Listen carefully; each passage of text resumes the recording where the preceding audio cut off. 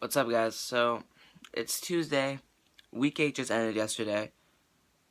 And what do I have to say about the Cowboys and the Giants games? This all just came to me like at midnight last night. The Giants lose 54-47 against the Saints in a shootout at the Mercedes-Benz Superdome. That just proves that either the Saints are much better than everyone expected, or that the Giants are just slowly losing it. And I think it's the Giants losing it. Now, this video is titled How the Giants and the Eagles Control Their Own Destiny, and this is what I'm getting to right now. The Cowboys lost 13-12 against the Seattle Seahawks. They didn't even score a touchdown, and they almost won the game.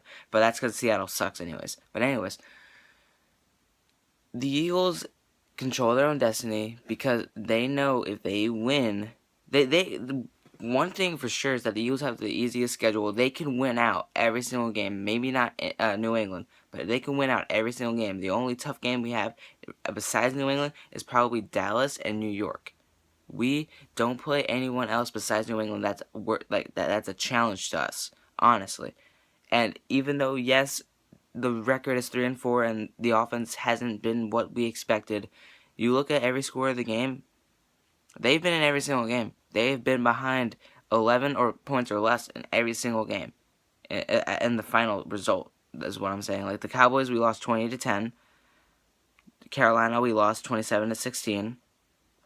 What other game did we lose? We lost 26-24 against Atlanta. And I swear to you, if we were to rematch them, we would destroy them. And then, who else did we lose to? There was one more team. Washington, we lost 23-20. Just because, the defense couldn't hold up when it mattered the most because they were too tired. The Eagles control their own destiny if they can continue to win, and the odds are in their favor in the rest of the NFC East. And what I mean by that is that if the Giants lose to the Buccaneers this Sunday, and we beat the Cowboys, and then the Washington Redskins play New England, we will be half a game ahead of the Giants. What will we be? We will be 2.5. Yeah, we'd be 2 games ahead. Wait, so we're gonna be 5-4. We'd be 3 games. We would be 3 games ahead of the Cowboys and then 2 games ahead of the Redskins if that all happens. And then from there on out, we control their own destiny. Now, there are 3 different possibilities. That's one. The second one is that the Giants win and the Eagles lose and the Cowboys win and the Redskins lose. What can happen there is that the Giants will start to pull away with the division. Which, it's a 50-50 chance between those two, but the third one is that the Eagles and the Giants both lose and the Redskins and the Cowboys both win. Then that would put both of their seasons in jeopardy because the Redskins will be ahead of the Eagles and tied with they will be ahead of the Eagles and half a game behind the. Did I say lose? If I said lose, then the Redskins will be ahead by half a game, and the Cowboys will be tied with the Eagles for last place. Those are the 3 possibilities, but in all seriousness, you look at it, the Eagles can control their own destiny. They can win out the rest of the season. They can go 7-1. They can do a repeat of 2013, and they can win the division. It is not going to be that difficult. They seriously, they can do it. I believe they can do it.